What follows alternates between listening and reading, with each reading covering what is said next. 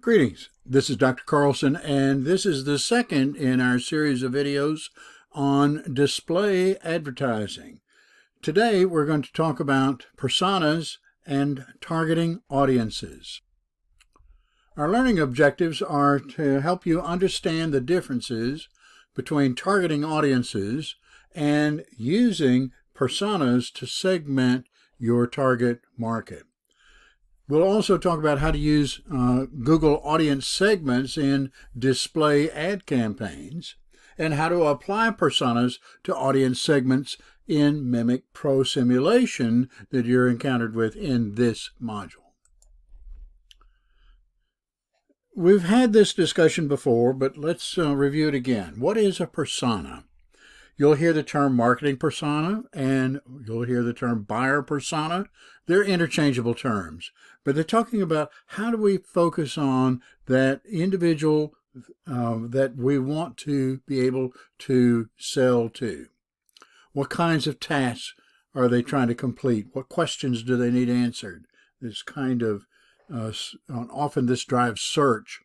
How do they feel about the experience and what matters to them? That's the feeling side of it. The influences, who influences, what kind of group influences are they dealing with? What's the pain points that they may be experiencing and what are they trying to overcome? Let's also look at there may be a specific goal that they're trying to achieve. You can address any one of these five or combination in terms of targeting an audience. Remember keywords? We use them to help describe the buyer's personality and interests, their activities, and their pain points. We did this in the search ad campaign in the first part of our Mimic Pro simulation. And now we'll still use our keyword planner to think in terms of what keywords map up to the personas we're trying to reach. Go back and take another look at personas in your search ad campaigns and make sure that you're thinking in terms of how that relationship can apply to larger groupings or audiences. When Google talks about audiences, they talk about it from the standpoint of different segment types. First are affinity groups. These reach users based on what they're passionate about, their habits and interests that are evident with keywords. There are also detailed demographics, in other words, lifelong term facts. What age group, for example? Are they currently working? Are they a retiree? Are they a mother or a parent or not?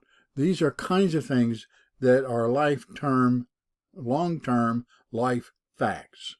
There are also events that occur, major milestones. But we also can do things on custom segments within Google. We can customize the segments that we want to reach and reach them on those specific interests. But we could also use it to reach users on their recent purchase intent. Those are often described also as in market. Now, Google's made some changes, and you may be familiar with some of the older terms, but now Google is really focusing on this term audience and making audience management simpler and easier to optimize. Here are some improvements. There's more audience reporting available from Google in terms of demographic segments and exclusions even, consolidated in one place. It's on the Audiences tab. There also the use of the term audience types, now referred to as audience segments, and remarketing is often referred to in Google as using your data. In other words, we're using the term remarketing to speak of those who've already visited your website or made purchases from you. So we started this discussion on persona. And that persona zooms in on that one person in the crowd and their specific values and pain points. While it's a fictional character, it reflects the unique combination of demographic, psychographic, lifestyle, and preferences and characteristics of a market segment. The personas defined in Mimic Pro simulation, you'll note, are more specific in demographic, psychographic, and behavioral characteristics. Now, from an audience perspective, the way that term is used in Google, think of it as the 30,000-foot view of a crowd of people. You can use these segments, and you can also refine them with your own customization to a more targeted group than the broader audience groups that are defined with Google. So what's this distinction? Let's take a look at it from the perspective of what Google is displaying as audiences and what you see in the Mimic Pro simulation under personas. Remember those personas? Back to School Mindy, City Hopper Sue, Seaside Sally, Daypacker Tom. All of those are individual simulation personas that we're using to describe a set of likes, intent, and other characteristics.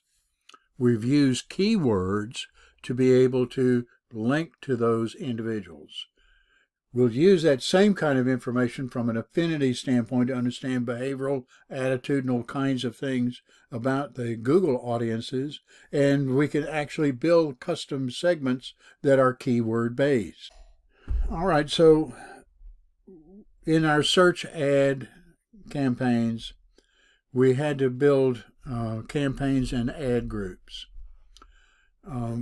Keep in mind the ad group is the point in which we intersect with the audience segment. And the key thing that you must do to be successful is not to mix audience types in the same ad group. Since our audiences are designed to specific goals, you have separate campaigns and ad groups so that you can control budgets, bids, and other settings for your campaign.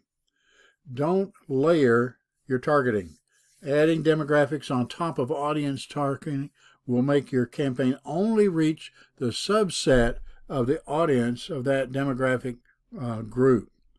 Now, think about it from this perspective. Google will say don't layer.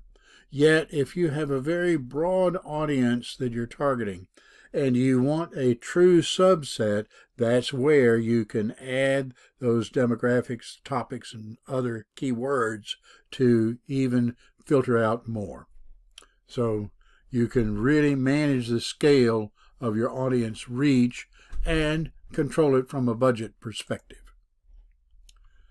Custom audience segments, I've mentioned a couple of different times, are based on interests or behaviors. And when you enter interests or behaviors, you have a choice how Google will interpret the inputs. People with any of these interests or purchase intents, or people who search for any of these terms in Google properties, or that will be only on campaigns running on the Google properties. So you can focus even more so with interests and behaviors in a custom audience segment.